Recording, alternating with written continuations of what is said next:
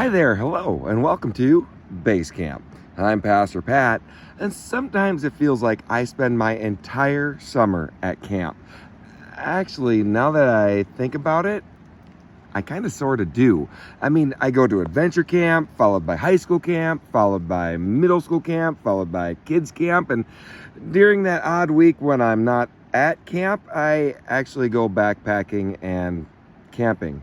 I guess I like camp. My favorite part of camp has got to be the services, but I have to admit that I really like the competitions as well. There are all kinds of crazy games that we play, and some that involve water or mud or slime or some combination of all three. And when you pit hundreds of kids against each other in these things, or in this week's case, middle schoolers against each other, you have no idea how it might turn out. Come on! No! No!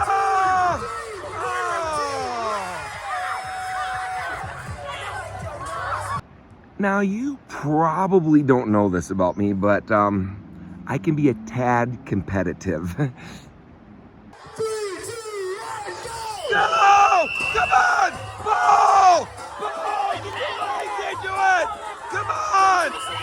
No mercy! I'm actually surprised that I have any voice left at all to do this video. In sports, we try to teach sportsmanship, congratulating your opponents when they defeat you, which should never happen. Helping them up when you defeat them, shaking hands at the end of a game or a match. But sometimes our competitiveness gets the best of us, and we don't do those things. Even adults who should know better. As a starter with the Chicago Bears, and his first overall over his last 6 tries.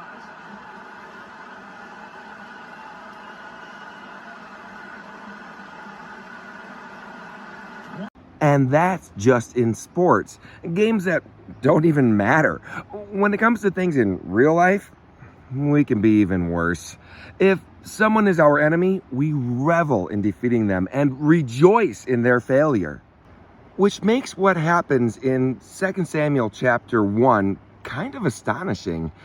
2 Samuel chapter 1 verses 2 through 4 and 11 and 12 reads, "On the third day, a man arrived from Saul's camp with his clothes torn and dust on his head. When he came to David, he fell to the ground to pay him honor. 'Where have you come from?' David asked. He answered, 'I have escaped from the Israelite camp.' 'What happened?' David asked. 'Tell me.' 'The men fled from the battle,' he replied. 'Many of them fell and died, and Saul and his son Jonathan are dead.' Then David and all the men with him took hold of their clothes and tore them. They mourned and wept and fasted till evening for Saul and his son Jonathan, and for the army of the Lord and for the nation of Israel, because they had fallen by the sword." Now, in case you don't remember, Saul was king of Israel and very jealous of David. So jealous that he tried to kill David. David ended up having to run away and live in other countries because of it. It was a rough time for him. On top of that, David was set to become king himself when Saul died. So you would think that David would be pretty happy to hear that Saul was dead. But he wasn't. He was heartbroken. In fact, later on, we see that David even wrote a song about how horrible it was that Saul had died. What gives? God does not call us to gloat over the misfortune of our enemies. He calls us to love them. 2 times in the book of Ezekiel, God says that he takes no pleasure in the death of the wicked. And in Philippians chapter 2, verses 3 through 4, we're told, "Do nothing out of selfish ambition or vain conceit. Rather, in humility, value others above yourselves, and not looking to your own interests, but each of you to the interests of the others." And after that, in Philippians chapter 2, we're told that we should follow Jesus' example of humbling himself to the point of even dying on the cross for those who were wicked and rejecting him. Caring about those who are our opponents isn't just good sportsmanship. It's the way that we as Christians are supposed to live our lives. that can be tough when everything inside of us and in the world around us says to rub our enemies' faces in the dirt. But there's something else inside of us as followers of Jesus, the Holy Spirit. And Galatians chapter 5 tells us that the fruit of the Spirit is love, joy, peace, patience, kindness, goodness, faithfulness, gentleness, and self-control.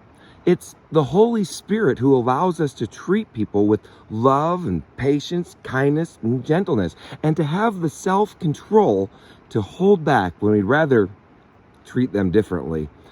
Let's make sure that we're living lives empowered by the Spirit, and that means showing love and grace to everyone, even our enemies.